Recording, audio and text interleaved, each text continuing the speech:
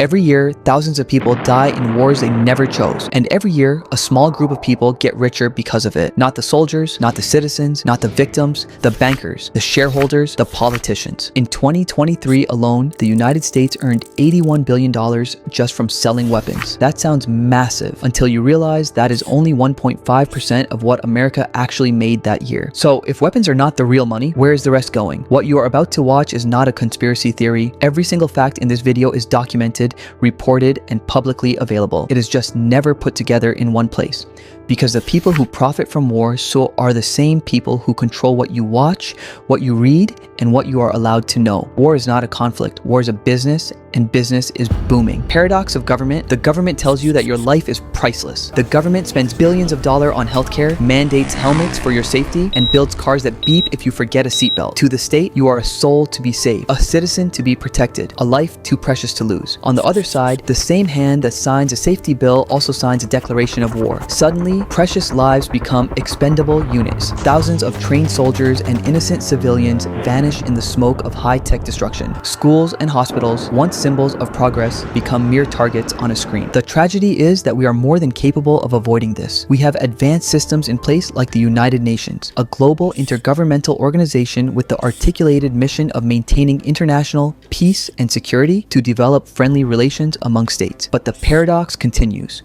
On one hand, governments invest billions to build infrastructure and enforce laws to create a safe society. On the other, they sacrifice thousands of innocent lives and reduce that same infrastructure to rubble, all in the name of profit. War is a business, but it's not just about starting a fight between two countries to sell them a few guns and missiles. It is much deeper than that. Think about this. In 2023, the US government earned $81 billion from selling war equipment. That sounds like a massive number, right? But compare that to the tax revenue collected from its citizens, $5.23 trillion. That is 6,357% more than the profit from weapon sales. In simple terms, the government earned just 1.5% from arms deals, while 98.5% came directly from taxes. So if the weapon sales are so small compared to the taxes, why do we keep choosing war? If you still think war is just about selling guns, you're missing the real business. Chapter 1. The Debt Trap. If arms sales are only 1.5% of the revenue, where is the rest? Look at the banks. Wars aren't fought with cash, they are fought with credit. When a nation goes to war, it borrows billions. This is the ultimate high-interest loan. Even after the smoke clears and the soldiers go home, the citizens are left paying off war debt for decades. In this game, the banks never lose. They don't care who wins the battle, as long as they collect the interest. War is just a machine that turns a nation's future taxes into a bank's current profit. Chapter 2. War, Companies, and Factories. When a country is at war, it is forced to import far more than it normally would, simply to meet its basic necessities. This creates a severe backfire effect on its economic growth, leaving that country deeply dependent on foreign nations for survival. Take Pakistan as a clear example. Pakistan borrowed $78 billion from the USA, and as a result, America gained significant leverage over Pakistan's decisions. Through this financial dependency, the United States was able to influence Pakistan's nuclear policies and even utilize its military for American strategic interests. War, therefore, is not just a military tool, it is an economic chain. Chapter 3. Stopping countries from developing nuclear power. America has a long and deliberate history of preventing other nations from becoming nuclear powers, because a nuclear-armed country cannot be easily controlled or pressured. The most recent example is America versus Iran. The United States initiated conflict against Iran with the primary goal of dismantling its nuclear program, stripping Iran of the one weapon that would make it truly independent. Another powerful example is India. America tried repeatedly to stop India from becoming a nuclear power and failed. On May 18, 1974, India successfully conducted its secret nuclear test, codenamed Smiling Buddha. The mission succeeded precisely because American intelligence was completely unaware of what India was preparing. India moved in silence, and by the time America could react, it was too late. Chapter 4. The Reconstruction Business. After America destroys a country through war, American companies come in to rebuild it and get paid billions for it. Companies like Halliburton and Bechtel won massive contracts to rebuild Iraq after the 2003 invasion, so America profits twice, once from destroying and once from rebuilding. Chapter 5. Debt Trap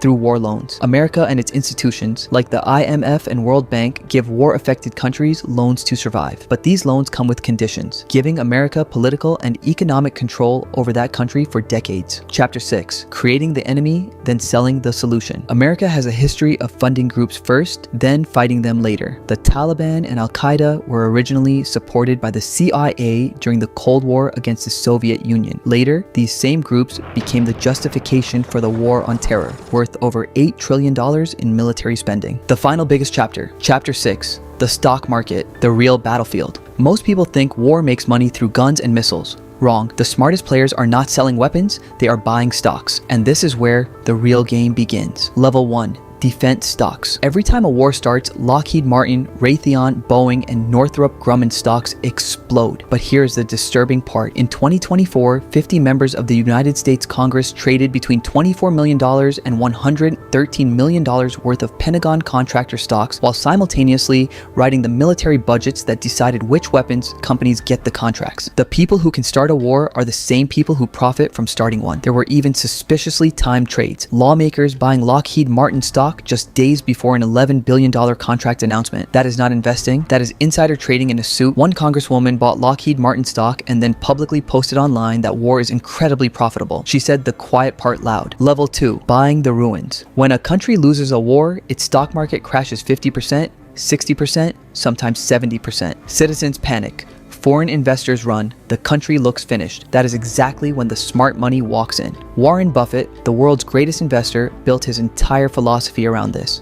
He literally said, the last thing you'd want to do is hold money during a war. When everyone else is running away, you buy. The math is simple. A market drops 50%. You invest, it recovers, and it always does. You just made 100% return. The market has recovered from every single wartime crash in history. Every single one. So the formula is America creates a conflict. Enemy country's market collapses, smart money buys the ruins for pennies, country recovers, investors double their money. Level 3, why nobody stops it? Because congressional stock trading is completely legal in America. A ban has been proposed multiple times. It never passes because the politicians voting on the ban are the same ones profiting from the system. Defense companies donate to political campaigns, politicians approve war budgets, stocks rise, profits fund the next election. The same people come back to power, and the cycle repeats. Paid for by conflict, protected by law. War is not just a business, it is the most protected investment strategy ever invented, and the people running it wrote the rules. So the next time you see a war on the news, do not just ask who is winning. Ask who is getting paid. Because behind every conflict, there is a contract. Behind every missile, there is a shareholder. And behind every declaration of war, there is a politician checking their portfolio. This is not the world as it should be. This is the world as it is. If this video made you think differently, share it with someone who needs to see it. Because the most dangerous thing you can be in this world is informed.